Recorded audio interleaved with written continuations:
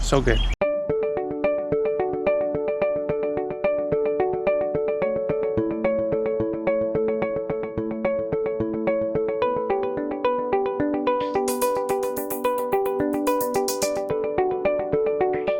So we're back at our urban garden plot today, and we've actually gotten everything planted. So we're gonna take a May garden tour to see what we have growing, check on different plants, and train things up. So about a month and a half ago, we showed moving our perennial herbs over here, and thought we'd give you an update on them. Our rosemary shrubs are happy. The thyme back there is growing really well. The oregano's already starting to take over. Got mint in a pot there. Sage it's the second time that one's moved, and it's still very happy. Another sage and mint plant. So our herbs through here are doing quite well. So we're over here on our medicinal herb row. Our arnica is slowly but surely growing. We still have the 5 plants here. They did get nibbled on by slugs, so they're still recovering right now. Next to them we have our chamomile, which is thriving right now.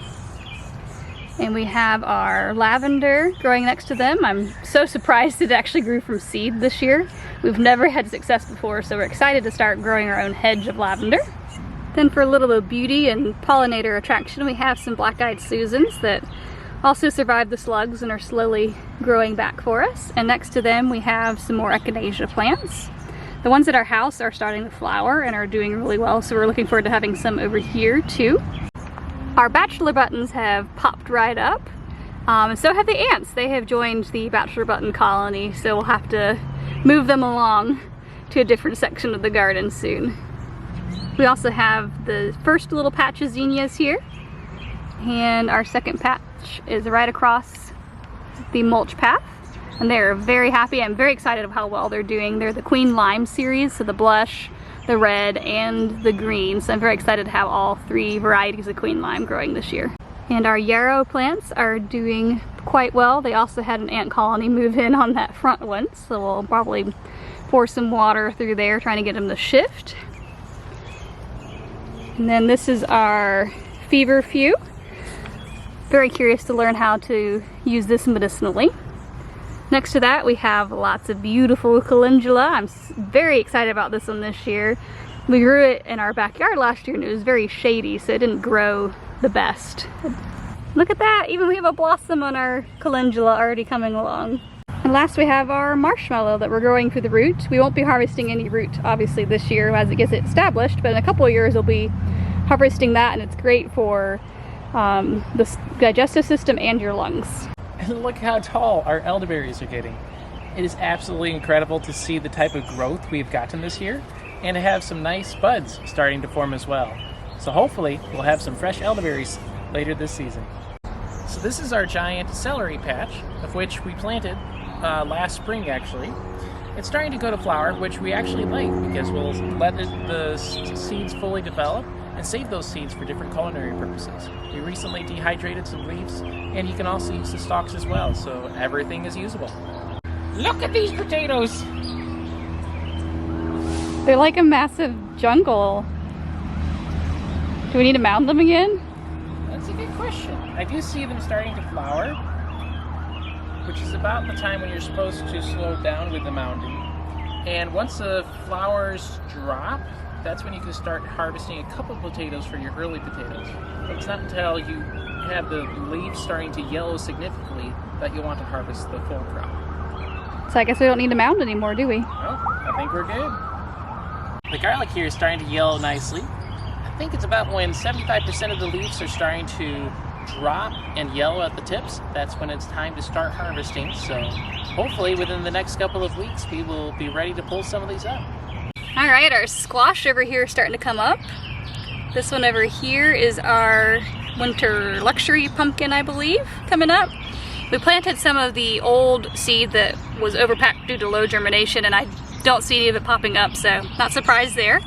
But what is exciting is the seed that we saved last year from our Yuxie squash is thriving, so we're very excited to have that popping up. And our tomatillos are looking great. We already have flowers on them, so we'll have fruit very soon. This guy keeps falling down. He wants to grow the ground for some reason. We'll see if we can get him to stay through here now that he's a little bit taller.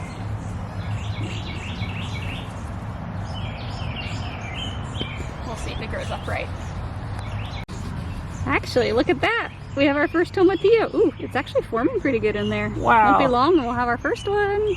And our tomato plants are growing so vigorously. We finally have some warm weather, of which the tomatoes greatly enjoy. And these plants, you can see they're getting a bit top heavy, so this is a perfect time to put that second clip in. When we do so, you want to do it underneath the leaf. That way it's supported by the leaf and not the leader.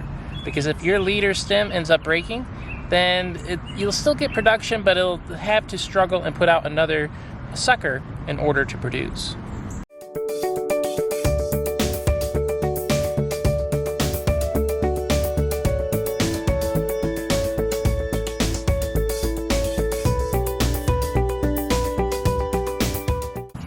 When it comes to pruning tomatoes, it's good to get the suckers that are down below and always leave at least one that's near your leader. The reason is if your leader ends up getting damaged, that sucker then can start growing and take over the position of that leader. It'll take some time, but if you ended up pruning all those suckers all the way up to the top, then that top broke off. You won't have any growth tip for that plant to thrive. And our carrots along our tomatoes are super happy, so we'll need to probably weed. I see a lot of grass through there, so we'll probably have to weed over the next few days to keep it clear. So you'll notice we have a little bit of a gap right here. One of our pepper plants died on us during the cold spell we had a couple weeks ago, but we got a new one from Swamp Rabbit Cafe. They were having a sale for $1 pepper plants, so we'll be adding that little guy right there to go in with the rest of the ones that we started earlier this year.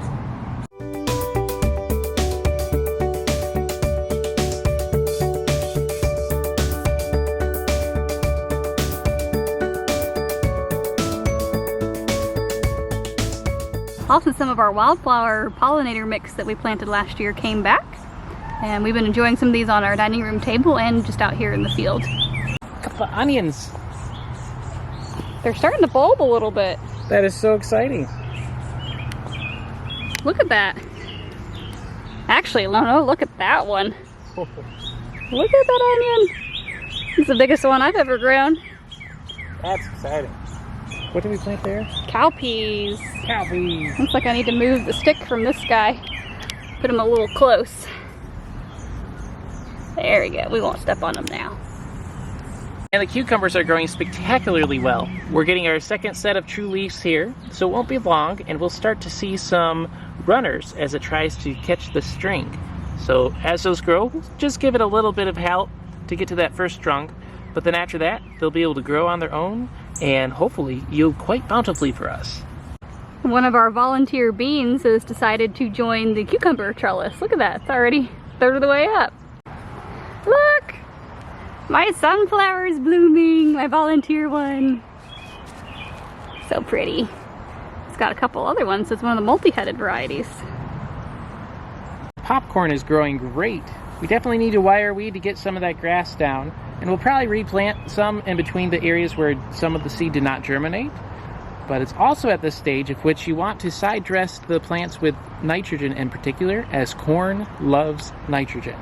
So this can be done with compost. We also like feather meal or bone meal. You can use alfalfa pellets. Alfalfa pellets are low in nitrogen, but it also has a little bit of potassium, calcium, and magnesium, as well as phosphorus.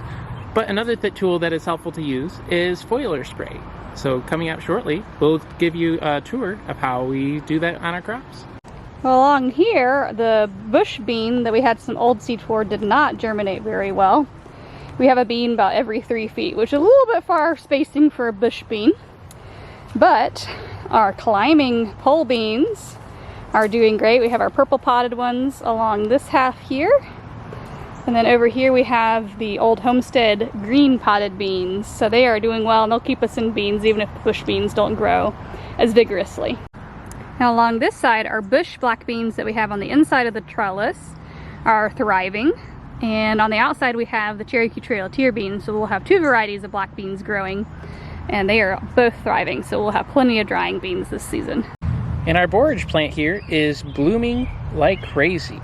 We love these flowers as they have a fresh cucumber flavor, and at the same time it is a great host plant to harbor some of your beneficial insects. It also does well with deterring other pests as well, so it's a great plant for intercropping with tomatoes, peppers, or many of your other crops in your garden.